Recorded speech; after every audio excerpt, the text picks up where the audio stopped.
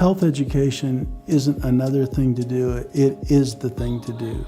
Knowing about your body, knowing about how it works, knowing about how to take care of it is significant for future health. By talking about core issues like general health and drug education and nutrition education and relationship skills and violence prevention, empowering people in those areas is building a healthy society. You think about the thousands of children who are impacted every year for this program. It's remarkable. And then you say, over that 30-year period, the countless lives that have been impacted positively because of this program is really remarkable. Health is a critical part of educating the whole person. We believe that at Marian, deep in our bones. We integrate some of this work in preparing great educators. You know, we have the Eclipse Educators College is a national model of how to prepare teachers and principals.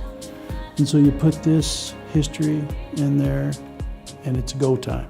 It used to be a pretty easy thing for a classroom teacher to say to her principal, I'm going to take my kids on a field trip to the Ruth Lilly Health Education Center. Now that classroom teacher is responsible for achievement scores on standardized testing and may be under greater constraints for the amount of time away from the classroom. So the fact that we now come to them is a good thing. There's something about the nature of health where students are expecting to learn from people with real-world experience or people who have knowledge, that it makes that class especially easy to partner with an outside group. And it makes it, I think the students really benefit from hearing from people who have expertise and experiences beyond just a traditional classroom teacher. We want everyone to know this story. We want parents to know because they help to influence decisions made at schools about what might be offered to their children. We want schools obviously to know so that they can see how these programs will complement their standards that they must meet. So we're the beginning of a conversation for a teacher. We're not the end of the story.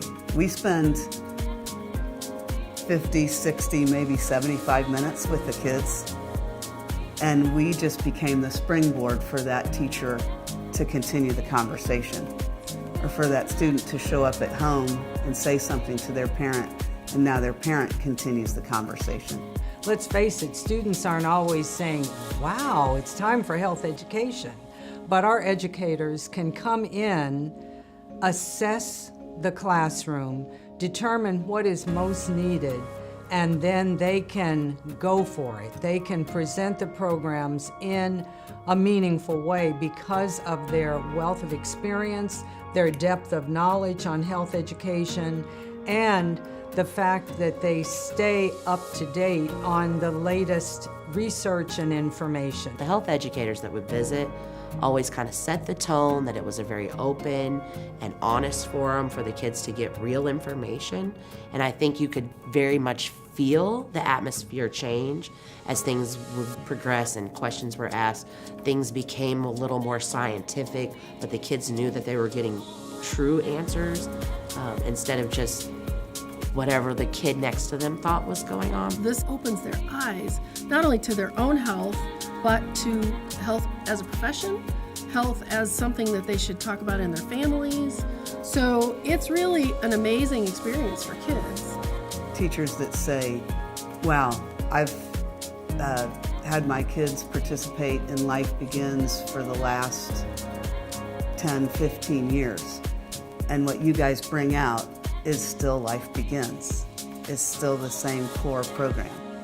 Pretty cool that you guys have managed to bring it out to our building without the backdrop that you used to have at the center.